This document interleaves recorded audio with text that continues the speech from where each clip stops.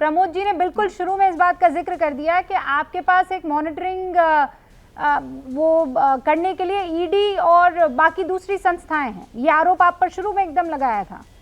बिल्कुल नहीं, देखिए ये समझ नहीं आप, नहीं, दे आर इन्वेस्टिगेटिंग एजेंसीज। अरे भाई, मॉनिटरिंग अलग चीज़ होती है।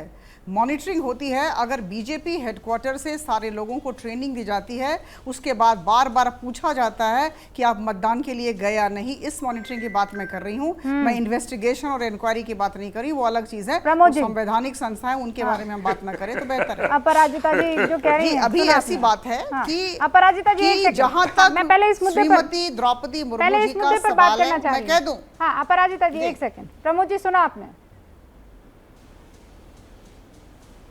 मैंने बिल्कुल सुन लिया, और सुनकर मैं सिर्फ बड़ी मुश्किल से अपनी हंसी रोक पा रहा हूं कि आज की सरकार में ईडी और सीबीआई का दुरुपयोग नहीं हो पा रहा है।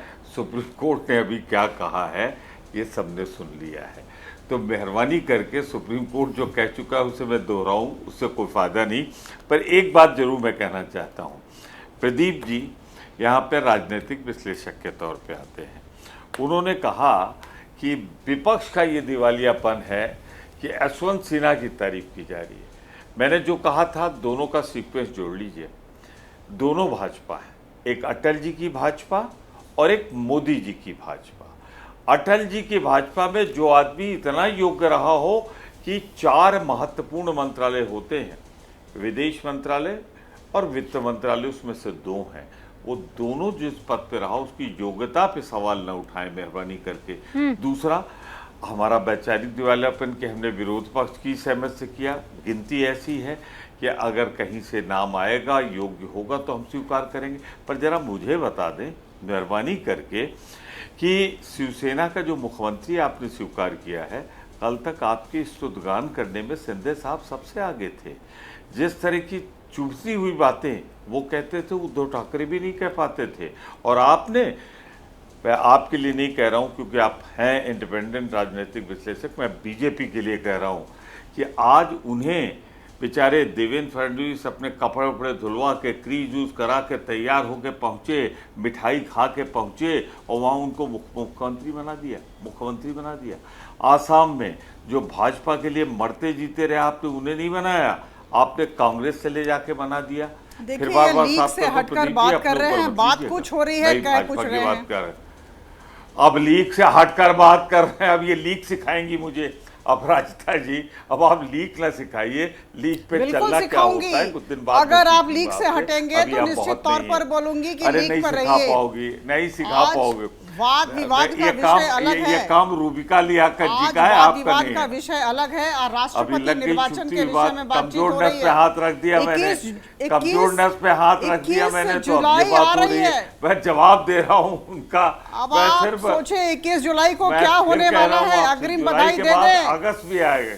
देखिए, जो जीता वही सिकंदर, स्कोर बोर्ड पर क्या आने वाला है वो आपको पता है। और खिसियानी बिल्ली खंभा नोचे होता है ना, कि जब वो हम बोलते हैं हिंदी में बहुत बने हैं, लेकिन जब नाचने नहीं आता है तो हम कहते हैं आंगन टेढ़ा है। छोटा न करिए। ऐसी बात है मोदी कि जी के तारीफ में अटल जी को नीचा मत दिखाइए, छोटा मत दिखाइए। अटल जी बहुत बड़े इंसान थे। श्री यशवंत सिन्हा जी की योग्यता पर किसी ने प्रश्न चिन्ह नहीं लगाया है, लेकिन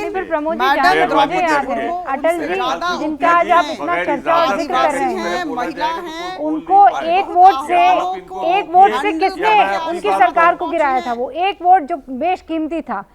अटल जी आज आपको बड़े याद आ रहे हैं। हुआ अगर इतना तिलमिलाई गई है तो तीर सही निशाने पे बहुत याद आ रहे हैं अटल जी आज इनको। अगर इतना तिलमिला गई है ये अटल खिसियानी बिल्ली खंभा नोचे, पुनरावृत्ति करना चाहूंगी।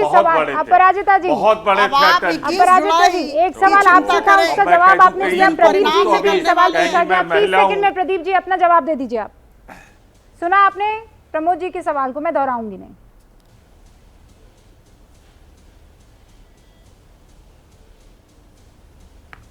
नहीं, प्रमोद जी के सवाल का ही जवाब दे रहा हूं। उन्होंने खुद ही जवाब दे दिया। 140 करोड़ लोगों में उम्मीदवार खोजने गए तो अटल जी का जो योग्य व्यक्ति था वही मिला। यानी आपको योग्य व्यक्ति चाहिए तो अटल जी के समय जो योग्य लोग थे वो मिलेंगे। तो बीजेपी की विचारधारा से बाहर कोई योग्य है ही नहीं क्या? आप तो बीजेपी की विचारधारा के खिलाफ लड़ रहे हैं ना। अरे अब वो तो सिंबल तो वो होना चाहिए। गोपाल कृष्ण गांधी होते तो वो सिंबल बनते, बीजेपी की विचारधारा के खिलाफ होते। जो यशवंत सिन्हा बीजेपी की विचारधारा यशवंत सिन्हा ने अब टीएमसी ज्वाइन कर ली है, और ऐसे बहुत से लोग होंगे जिन्होंने बीजेपी ज्वाइन कर ली है। समझाइए इनको, याद राजनीति में ये तो सच है कि विचारधारा अपनी तरफ हो जाती है और कुर्सी अपनी तरफ हो जाती है। आप सभी का बहुत बहुत शुक्रिया।